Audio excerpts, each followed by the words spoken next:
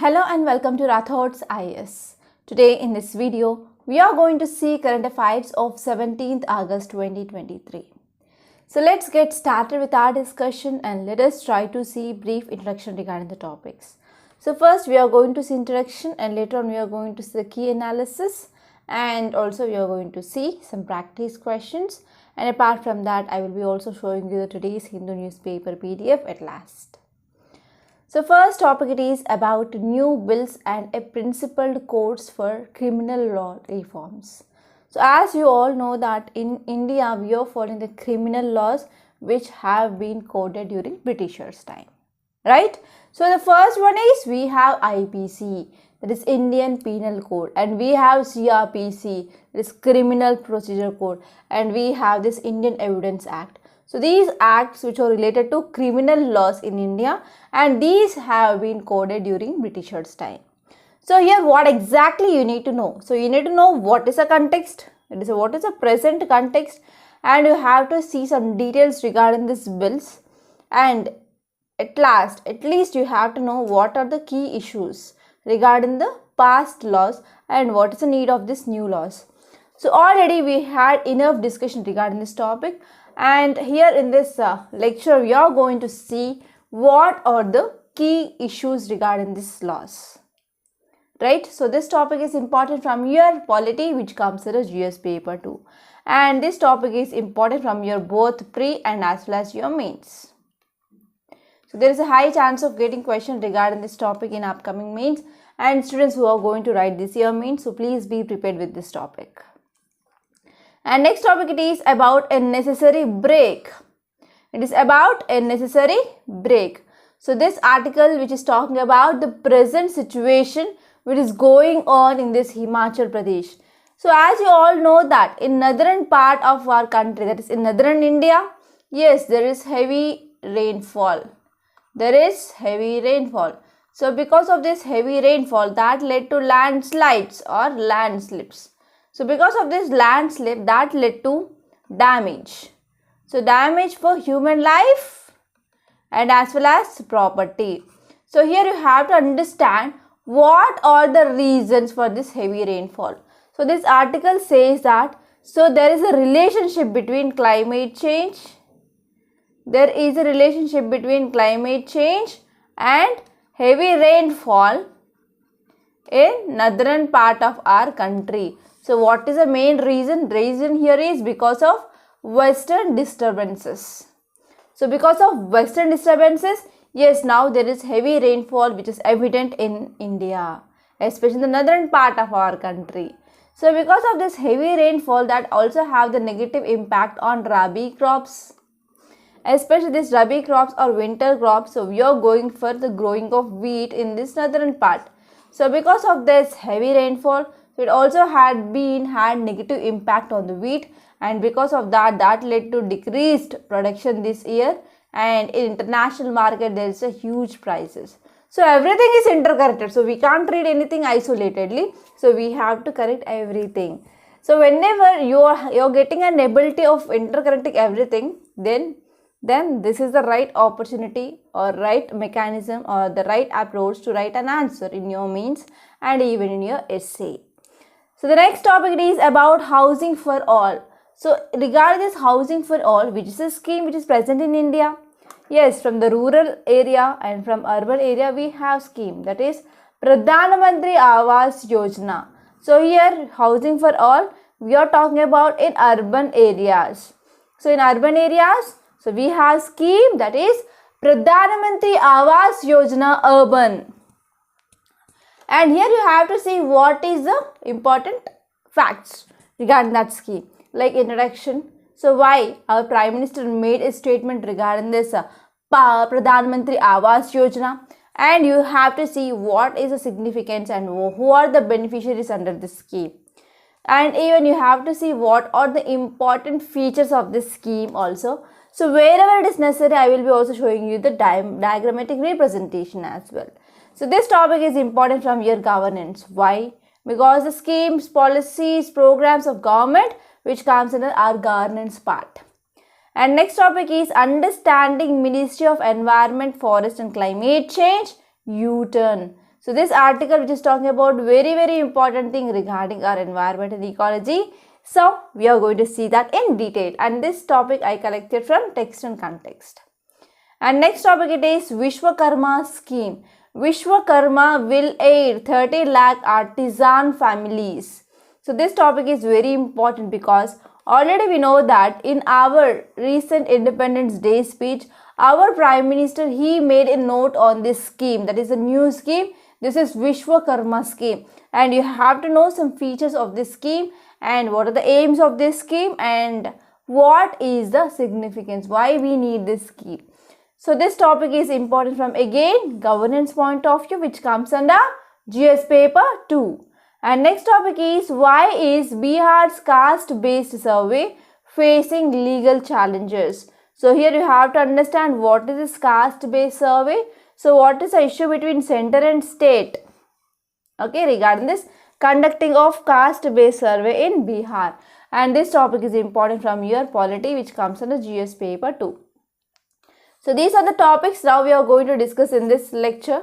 So don't skip the video. So if you're starting the video from the first, so till last watch this video so that you can get lot of interesting points, and we will be also providing you the practice questions in between also, so that you will be not get bored. And now let us try to see the first topic, and we are going to see detailed analysis of that topic. So first topic title says new bills and a principled codes for criminal law reforms. So here this article is talking about criminal law reforms in India.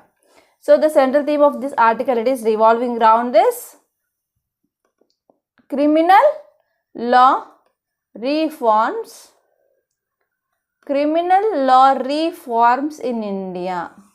So here you have to know three important laws that are present now. That is IPC, we have CRPC, we have Indian Evidence Act.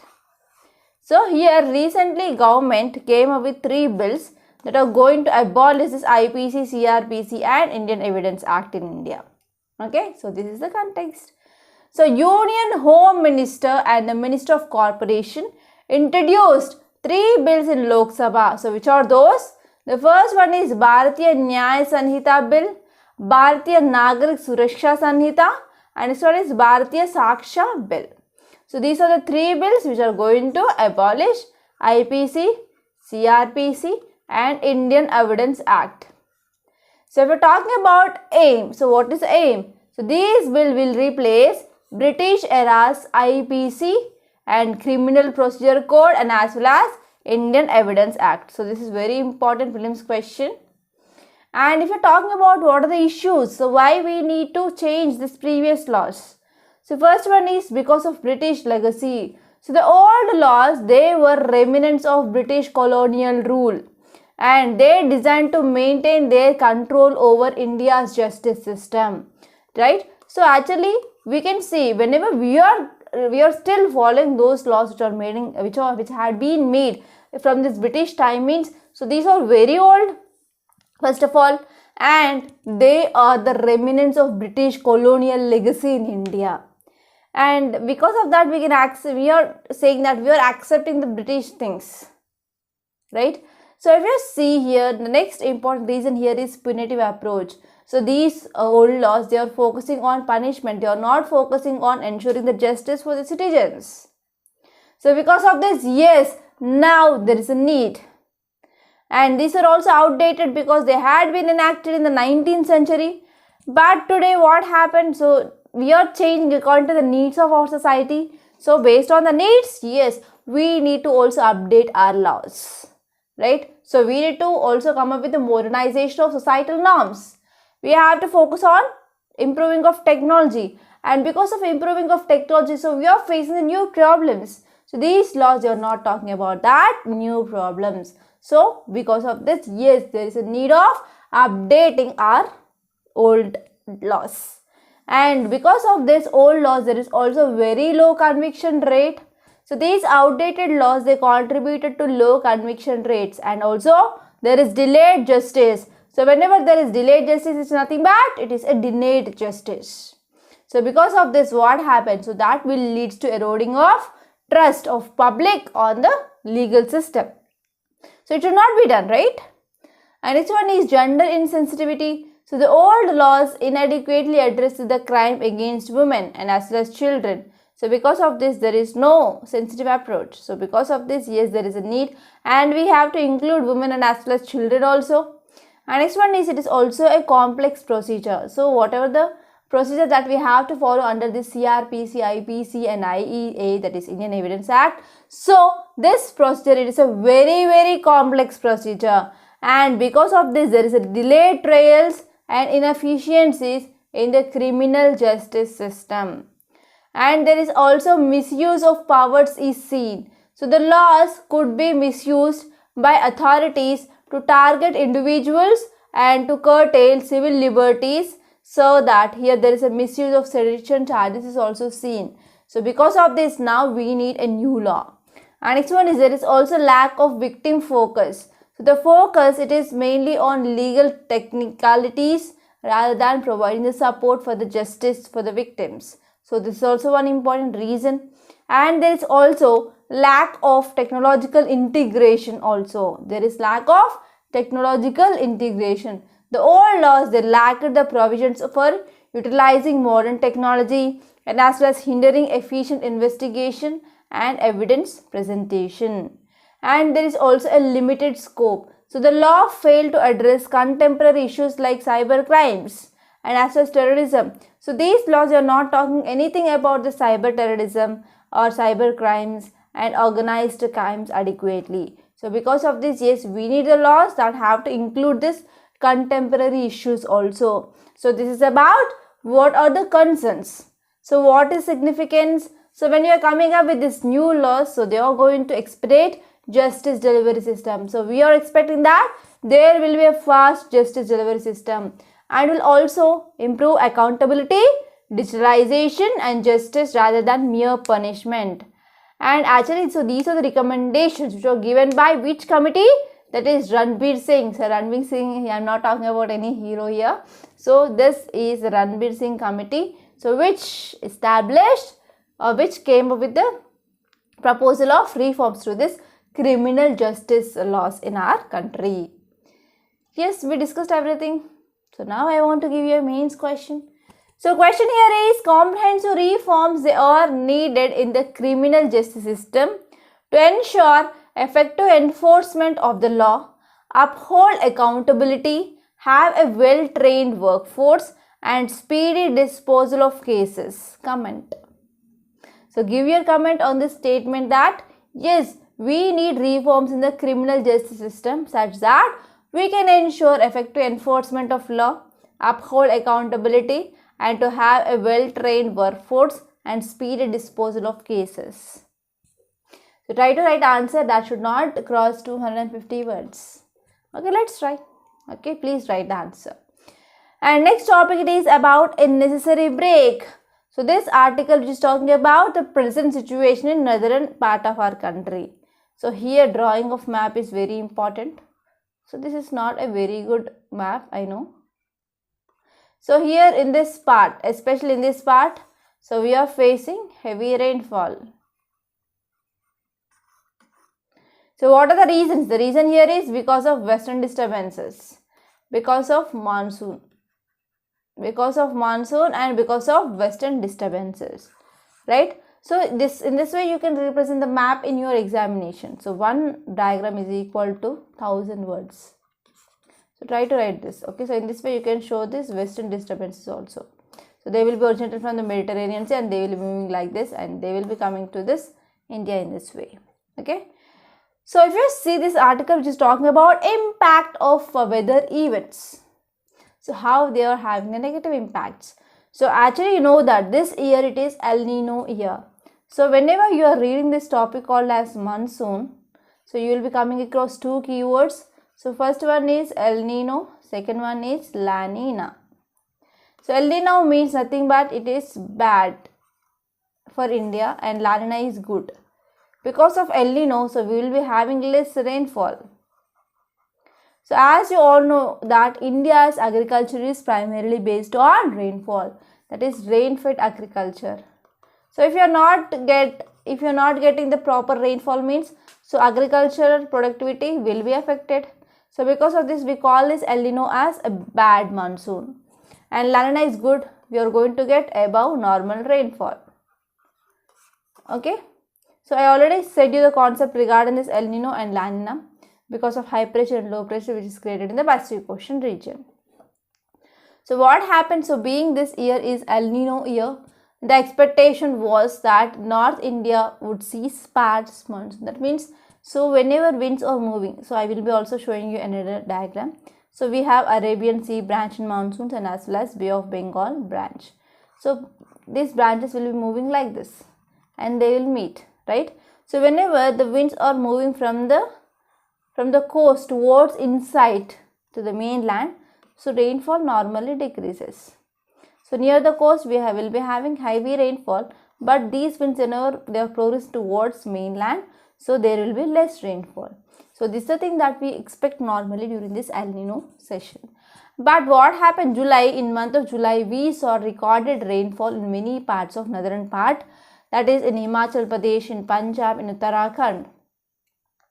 And because of this heavy rainfall, even river Yamuna also seen like flooding, and for the first time the flooding of this Yamuna that is seen, that reached Taj Mahal, and as well as even Supreme Court had been under the water, right? So at last 150 were killed, at least 150 people they were killed because of this unseasonal rainfall in this northern part. And about rupees 10,000 crore is one of the loss which is mainly reported by Himachal Pradesh alone. That means only in Himachal Pradesh it reported that about 10,000 crore rupees is one of the losses. So this is one of the worst. And Himachal Pradesh had been affected with multiple floods. And Uttarakhand also claimed like 60 lives because of this landslides. So because of this heavy rainfall, what happened? So water the soil is present, so that will be get saturated with the rainwater, and this saturated soil that will be coming down, right? So that will leads to the landslides. And because of this landslide, that will also leads to the buildings will come down, and because of this landslide they are coming and they are depositing the land, rocks, debris on the surface, that will also lead to the blockage of highways. Okay, so here if you are talking about why this landslide happened, because of western disturbances. So because of western disturbances there is heavy rainfall seen, and because of that, yes, that led to huge losses to this states which are facing this heavy rainfall. And actually, so if you're talking about these western disturbances, they normally originated in the Mediterranean region and they will be moving towards eastwards, and whenever they are entering India, so they will be causing rainfall in the northern part of our country. So this type of disturbances or this type of rainfall which is caused in winter season in India is called as western disturbances. But now what happened because of this climate change? So that led to warming of Arctic region, and because of this that led to the cause of polar jet stream, and this polar jet stream which is bringing the good amount of moisture, and because of this it led to the increased rainfall in the northern part of our country now. So this is the reason behind the western disturbances that led to heavy rainfall in India. And even if you're talking about infrastructure projects that we are coming up, so ongoing Chardham project, that means we are developing 4 important pilgrimages. So let me know which are those 4 pilgrim sites. Which are those 4 pilgrim sites under this Chardham project? So the ongoing Chardham road building project has led a large scale or huge scale of altering of mountains with significant chunks carved away. So because of this, what happened, that is further leading to the vulnerability. And even as you all know that the Joshimath incident in Uttarakhand, so there was land subsidence, that is the land which went down. And it also said that yes, whenever we are going for this illegal constructions and haphazard building practices, so that will also lead to the increasing of vulnerabilities. So apart from climate change, even haphazard buildings, haphazard development projects, that will be also having the negative impact. So here state governments, they tend to search for short-term solutions, and even here what happens, central government is providing the relief for the victims, right? But here we have to focus on nature of infrastructure development. So which kind of infrastructure development we are coming up, whether it is sustainable or not. Okay, so we have to minimize the hazards and we have to maintain stability by addressing the climate change challenges and as well as by addressing this haphazard developmental projects. So this is the idea of this topic, right? I hope it is very much clear. Now let us see next topic. It is about housing for all. So here we are going to focus on what is this Pradhan Mantri Awas Yojana urban component. Nothing more, nothing less. Only you have to see this Pradhan Mantri Awas Yojana. So if we're talking about this title, it says that housing for all. So addressing housing shortage in urban areas requires urgent and concerted efforts. So why? So recently our Prime Minister, he came with an announcement. He said that urban poor scheme, that is urban household scheme. So for people who are living in urban areas, for the building of houses, so government came with a scheme that is called as Pradhan Mantri Awas Yojana urban component. So our Prime Minister, he came with announcement of a scheme to help urban poor build houses in cities. It is a signal that government is to undertake one more plan to address the problem of shortage of urban housings. Yes, already government came with this scheme and the target year is 2022. So by 2022 we have to provide housing for all, but this had not been achieved. So because of this, now this article says that yes, we need to come with one more scheme to address the problem regarding the shortage in the urban housings. So if we're talking about the features of this Pradhan Mantri Awas Yojana, so first one is they are focusing on all weather housing units with water. So we need kitchen, electricity and toilet. So we need all weather housing facilities, and it will be also focusing on women empowerment, and we have to focus on better quality of life for urban poor people and security also, and even adequate physical and social infrastructure should be there. So these are some important main features of this Pradhan Mantri Awas Yojana. So now let us try to see some facts. So this Pradhan Mantri Awas Yojana, which falls under government mission, that is to provide housing for all by 2022 for urban housings. So this scheme, that is urban component, is implemented by Ministry of Housing and Urban Affairs. So this is very important prelims fact, and it also makes loans affordable for the urban poor by providing a subsidy on the interest rate of a home loan during the repayment by the way of EMI, that is equated monthly installments. So EMIs can be paid. And who are the beneficiaries under this scheme? So this mission addresses urban housing shortage among EWS, LIG, that is low income groups, and as well as economically weaker sections, and as well as middle income groups. And even they are going to provide houses for the slum dwellers, the people who are living in the slums. So if you are talking about economically weaker section, means the people who are having with a maximum annual income of 3 lakhs rupees per year, and low income group is nothing but, so with the maximum annual family income should not more than 6 lakh rupees, and middle income groups include with the maximum annual family income of 18 lakhs rupees, right? So who all will be included under a beneficiary family? So under this beneficiary family, so husband will be there, wife will be there, that is father and mother, and unmarried sons or unmarried daughters. Okay, so these were the people who are beneficiaries under this scheme. And now let us try to see the next topic. Title says Understanding Ministry of Environment, Forest and Climate Change U-turn.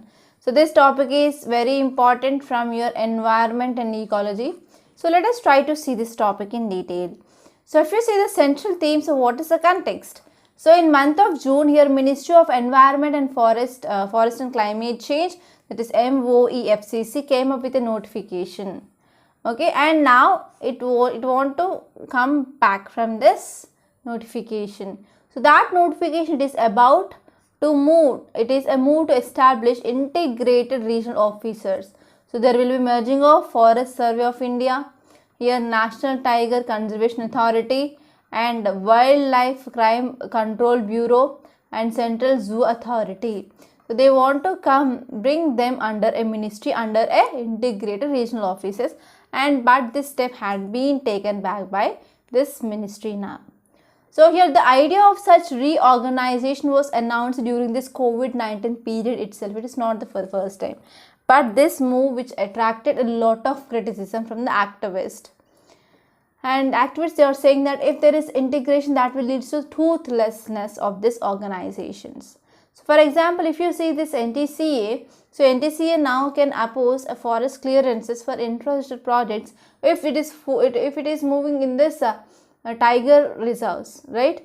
So here if we are having this integrated system, then we are not going to have that much power to this NTCA to oppose the infrastructure projects, right? So this proposed merger would have rendered this difficult, as NTCA would have come under this now Deputy Director General of Forest, and this Deputy Director General of Forest will be the in charge of this integrated regional office, and they will be reporting to the ministry, right? So because of this, what happens? So this powers which already given for this organizations will be getting toothless. So because of this, lot of criticism they are attracted.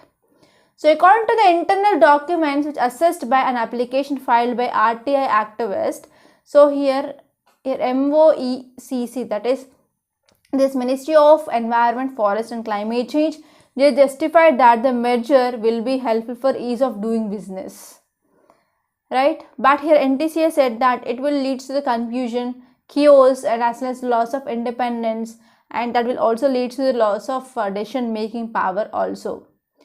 So in this context here, one person, that is a Belgaum based wildlife conservationist, had filed a petition against reorganization plan in the Karnataka High Court in 2020. And he mainly argued that it would amount to the merger of entities and authorities that will be impermissible in law. So that will lead to this toothless. So we don't want that. So this is the one petition which filed by an activist, right? And now let us see next topic. It is about why is Bihar's caste-based survey facing legal challenges. So here you have to understand what is this caste-based survey. So what is the need of this caste-based survey? And what is the present issue? So what is the present issue? So these are the things that you have to remember regarding this topic. So now let us try to see the context. The Supreme Court is set to hear on August 18th petitions challenging Patna High Court verdict to uphold the Bihar government's ongoing caste survey. So the Supreme Court is going to hear the petitions, right, regarding this upholding government's, that is Bihar government's ongoing caste survey. So if you see details, it says that state government launched a two-phase caste survey in Bihar, and they are going to collect some information on socio-economic conditions. So whenever they are getting information of the data regarding the socio-economic conditions, your state government says that it will be very helpful to create better government policies for the disadvantaged people, that means who are poor. And Bihar government issued a notification, and it came up with the state cabinet decision on June 2022 to conduct this caste-based survey. And this survey is estimated to collect socio-economic data of population of 12.70 crore in 38 districts of Bihar. Okay. So what is the need of this caste-based census now? So first and the foremost thing here is, so this census conducted at the beginning of every decade, but we are not collecting the caste-based survey, right? So in the absence of this type of census or this type of data, here there will be no proper estimated population of OBCs or various groups, etc. So here the petitions in the Supreme Court, they contended that here the state June 6, 2022's order which is notifying for the survey is unconstitutional, because this caste-based survey should be conducted by central government but not the state government. So this is the one important issue, that is central government has overriding power over the states to conduct this caste-based survey. Okay, so this is about this topic. And now let us see next topic. It is about Vishwakarma scheme will aid 30 lakh artisan families. And this topic is at most important from governance, and this is one of the new scheme which announced by our Prime Minister in his Independence Day speech. So if you see context, it says that the Cabinet Committee on Economic Affairs approved PM Vishwakarma scheme, and the outlay of this scheme it is around 13,000 rupees, 13,000 crore rupees. So this scheme which announced by our Prime Minister during the Independence Day speech, and this scheme which is available for traditional caste people and artisans from 2023 to 2024 to 2027 to 2028. So what are the details of this scheme? So this scheme will benefit the individuals who are skilled in traditional craftsmanship, especially OBC community. And this will be available for weavers, goldsmith, blacksmith, laundry workers, barbers, etc. They are going to be empowered through this scheme. And this scheme which encompasses various elements such as financial aid. So they are going to get financial aid. They are going to get modern and green technology training and brand promotion, market connectivity, digital payments, and as well as they are also going to provide social security. So these are the benefits. So what are the features? The first one is they are focusing on improving the skills, that is skill development, and they are going to provide some financial assistance and market linkages, social security and empowerment. Okay, so that will be given for this OBCs, that is other backward classes. And this scheme will also cover artisans and craftsmen of various sectors like from textiles, leather, metal, wood, clay, stone, bamboo, cane, paper, glass, etc. also. And it will also provide skill training to the artisans and craftsmanship. And especially based on their existing level of proficiency, they will be also getting skill training. And training will be given by some online modules and mobile apps, through workshops, through seminars, etc. So in this mode, there will be skill development. And they will be also going to provide some financial assistance to this artisans in form of loans, grants, subsidies, interest waivers, etc. And that will be very much helpful for the raw material procurement and tool purchase, and as well as product development and quality improvement. And it will be also providing the market linkages to artisans and craftsmen, and it will be also helpful for various platforms. So for example, they will be having access to the various platforms like e-commerce portals, exhibitions, fairs, festivals, etc. So in this way, that will be helpful for facilitating the branding and as well as even packaging purpose. So what is the significance? So this Vishwakarma Yojana is expected to have a significant impact on the lives and as well as livelihoods of traditional artisans and craftsmen.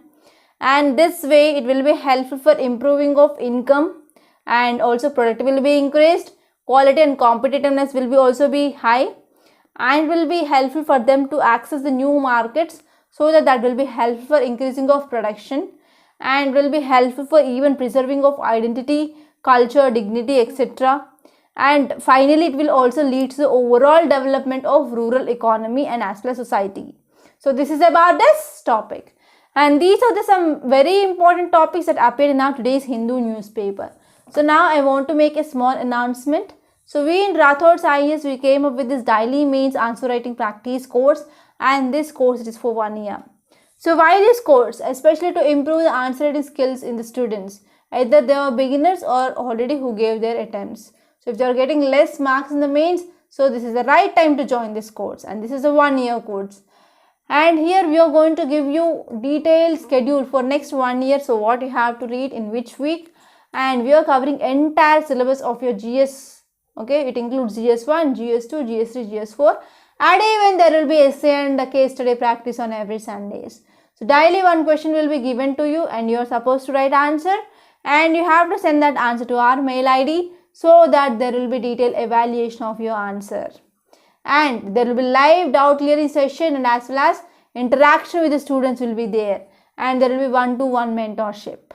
Okay, so this course is absolutely beneficial. So if you want to enroll to this course, so please call me on this number 8074765513, and if you call to this number, so I can talk to you directly and I can resolve your doubts. Okay, so this is about this course, and I wish you are going to join this course soon. So now let us try to see the today's Hindu newspaper PDF. So this is our today Hindu.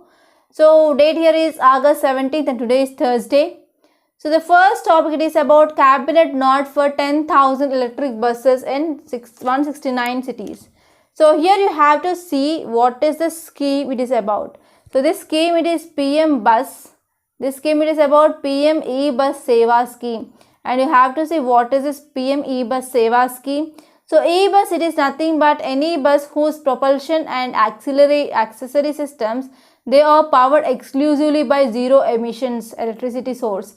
So this is the thing that you have to know. So E-Bus is nothing but whose propulsion and accessory systems, they are powered exclusively by zero emission electricity source. So this is the important thing that you have to know, and you have to know this scheme, that is E-Bus scheme. And here you have to see what are the advantages of this electric buses. Okay, and if you move on, in the states page, here you can see this article regarding CAG report on Dwaraka Expressway, editorials highway ministry official. So here you have to know about some facts regarding this CAG. So what is this CAG? That is Controller Auditor General, and you will be having a separate chapter in Lakshmikant. So please open that and you have to refer. And if you move forward, in this editorial page, there is article regarding this topic, that is about Digital Data Protection Act. I already discussed about this topic number of times. So because of that, I left for you students, and I discussed about this haphazard development, and I discussed about this topic regarding Pradhan Mantri Awas Yojana Urban, and I discussed this topic regarding this criminal law reforms in India.